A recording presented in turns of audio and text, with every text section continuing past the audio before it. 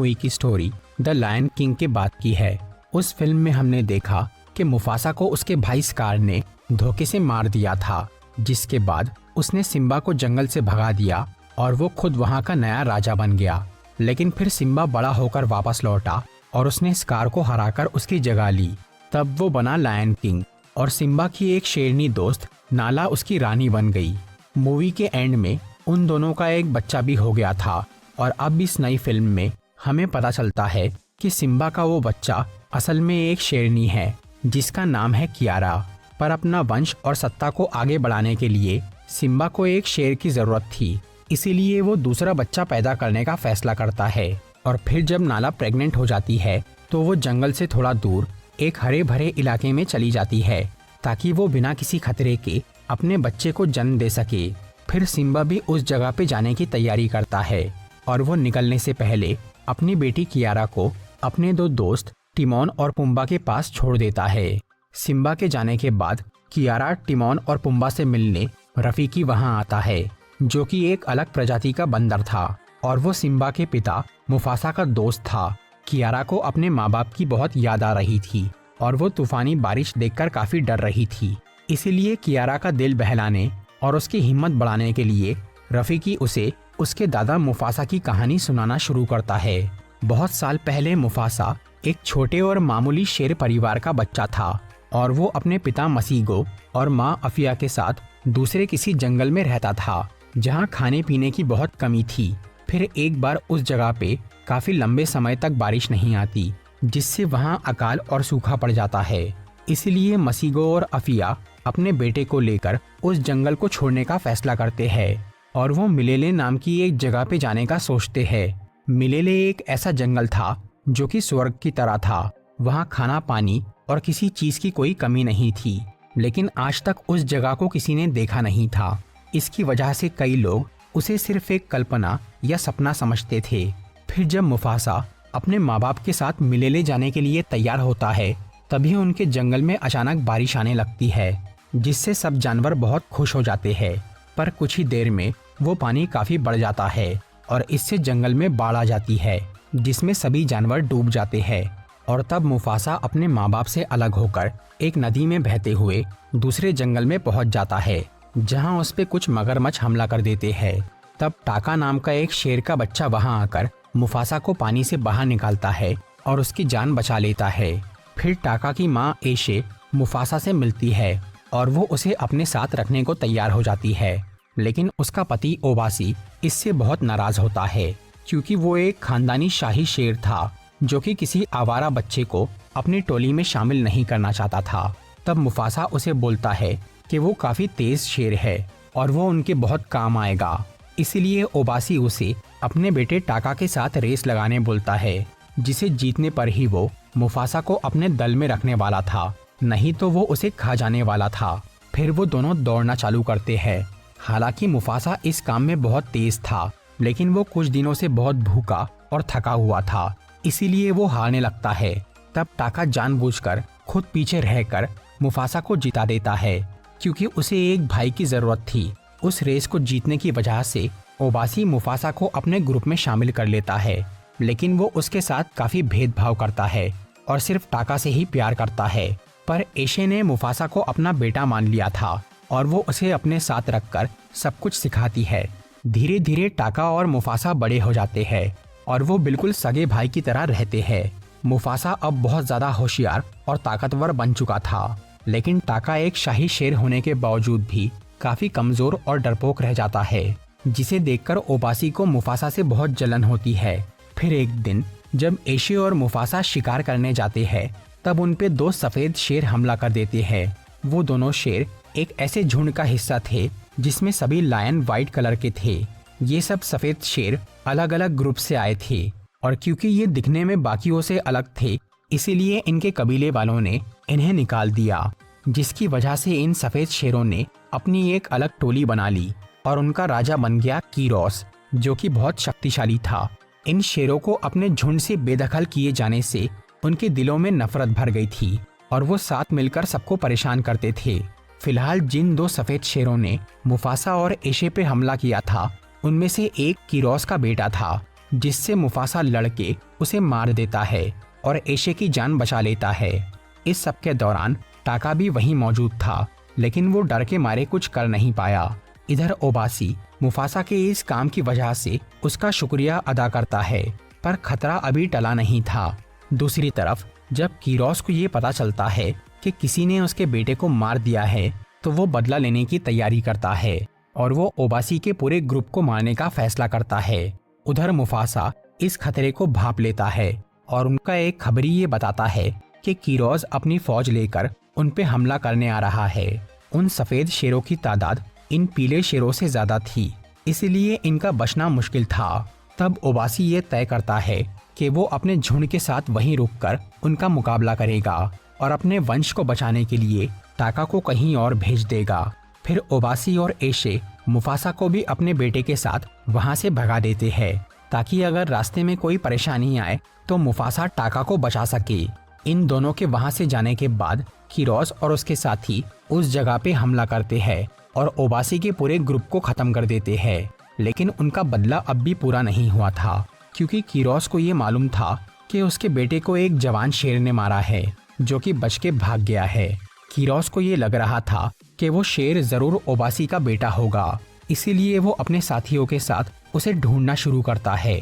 फिर वो लोग टाका और मुफासा तक पहुंच जाते हैं, जहां मुफासा अपने भाई को बचाने के लिए खुद को उसके बेटे का कातिल और एक शाही शेर बताता है।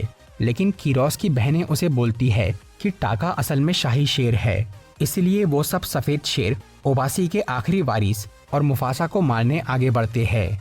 मुफासा उनसे लड़ना चाह रहा था, पर टाका उनसे बचने के लिए मुफासा को लेकर एक नदी में कूद जाता है।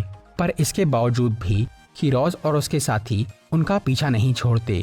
उधर टाका और मुफासा नदी से निकलकर एक जंगल में पहुंचते हैं, जहां उनकी मुलाकात एक भटकी हुई मगर बहुत ही खास शेरनी सराबी से होती है, जो कि इनकी दोस्त बन जाती है। सराबी के साथ जाजू नाम का एक पंछी भी था, जो कि आसमान से खतरा देखकर उसे सावधान करता रहता था। फिर उस जगह पे एक बंदर आता है, जो था रफीकी। रफीकी असल में एक जादुई बंदर था, जो कि भविष्य देख सकता था और आत्माओं से बात कर सकता था। लेकिन उसके कबीले वालों ने उसे मनहूस समझकर भगा दिया था। तब वो एक नई जगह की तलाश में निकल पड़ा। इधर मुफासा, टाका और सराबी बहुत भूखे थे। उन्हें जब रफीकी मिलता है तो वो उसे खाने की कोशिश करते हैं। तब रफीकी उन सबको बोलता है कि वो उन्हें बचा सकता है और मिलेले लेकर जा सकता है। हालांकि रफीकी ने वो जगह सिर्फ अपने सपने में देखी थी, लेकिन उसे यकीन था कि मिलेले सच में मौजूद है। ये सुनकर मुफासा उसकी जान बख्श देता है और वो लोग रफीकी के पीछे पीछे चलने लगते हैं। रास्ते में टाका को सराबी से प्यार हो जाता है और वो मुफासा की मदद से उसे पटाने की कोशिश करता है। पर सराबी को मुफासा अच्छा लगने लगा था, क्योंकि उसमें बहुत काबिलियत थी।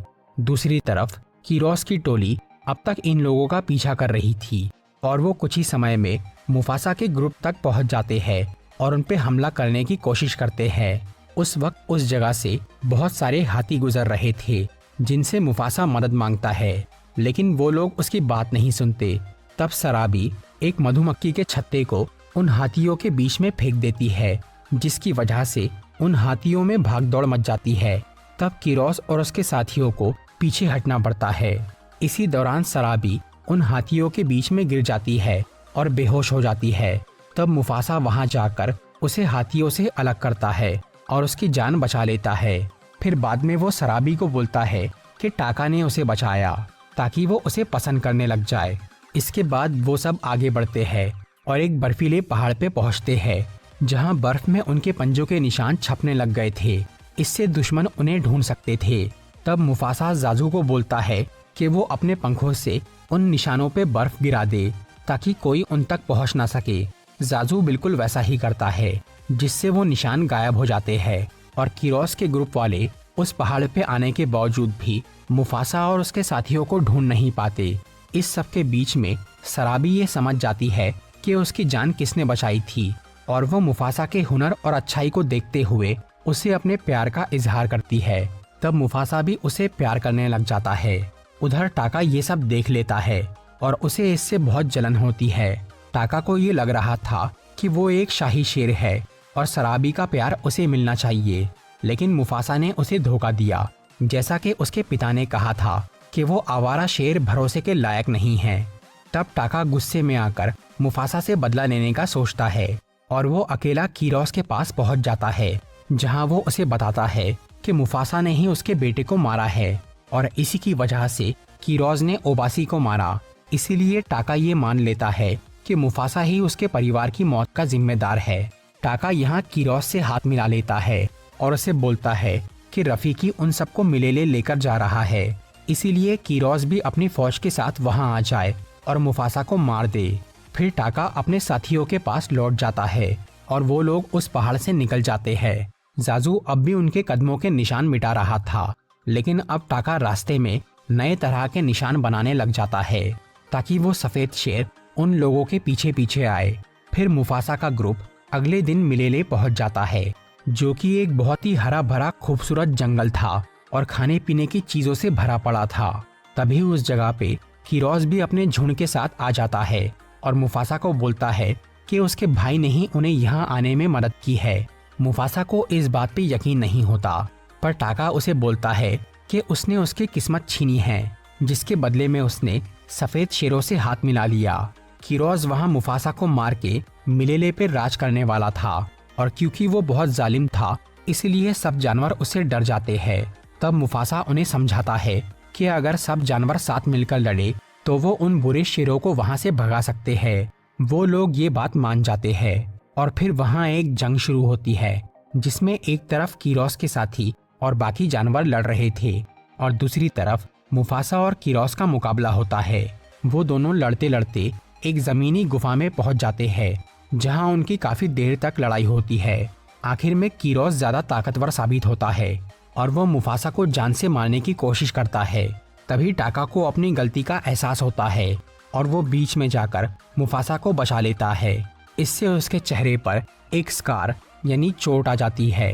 फिर मुफासा और टाका मिलकर कीरोस से लड़ते हैं। उधर बाकी सफेद शेर एक पहाड़ी पे दूसरे जानवरों से लड़ रहे थे। तभी अचानक वो पहाड़ी गिर जाती है और वो सब शेर जमीन में धंस जाते हैं। उस पहाड़ का मलबा वो गुफा में भी गिरता है, जहाँ कीरोस और मुफासा की लड़ाई चल रही थी। इससे वो गुफा टूट जाती है और नदी में मिल जाती है। तब मुफासा और कीरोस पानी में डूब जाते हैं और वहाँ भी वो लड़ते हैं, लेकिन मुफासा उससे जीत नहीं पा रहा था। तब वो मौके का फायदा उठाता है और नदी में गिरते हुए एक बड़े पत्थर के नीचे कीरोस को दबा देता है, जिससे वो मर जाता है। फिर मुफासा उस नदी के किनारे जाता है, लेकिन उसमें बाहर आने की ताकत नहीं थी। तब टाका उसकी मदद करता है और मुफासा को नदी से निकालता है। इसके बाद सराबी और मुफासा जंगल में जाते हैं, जहां सभी जानवरों ने उन दोनों को अपना राजा और रानी मान लिया था। तभी मिलेले की एक शेरनी मुफासा से मिलती है। वो असल में अफिया यानी उसकी माँ थी, जो अपने बेटे को बताती है कि उसके पिता मसीगो उसी बाढ़ में डूबकर मर गए थे, जिसमें मुफासा लापता हुआ था। उस हादसे के बाद अफिया मिलेले आ गई और उसे ये उम्मीद थी कि उसका बेटा जिंदा है, जो एक दिन वापस आएगा। इसके बाद टाका वहां आकर मुफासा से माफी मांगता है। बाकी सब जानवर ये चाह रहे थे कि उसे मिलेले से निकाल दिया जाए, लेकिन मुफासा सबको बोलता है कि उसके भाई को वहीं रहने दिया जाए। पर वो टाका को माफ नहीं करता और उसका नाम लेना भी छोड़ देता है। तब टाका अपना एक नया नाम रखता है, स्कार, और उसे अब मुफासा से बहुत जलन हो रही थी। वो मन ही मन अपने भाई की जगह लेने का सोच रहा था, इसलिए उसने आगे चलकर मुफासा को मार दिया। फिर सराबी और मुफासा जंगल के राजा रानी बन जाते हैं और उनका एक बेटा होता है, सिम्बा, जिसने बाद में स्कार को मारा और वो नया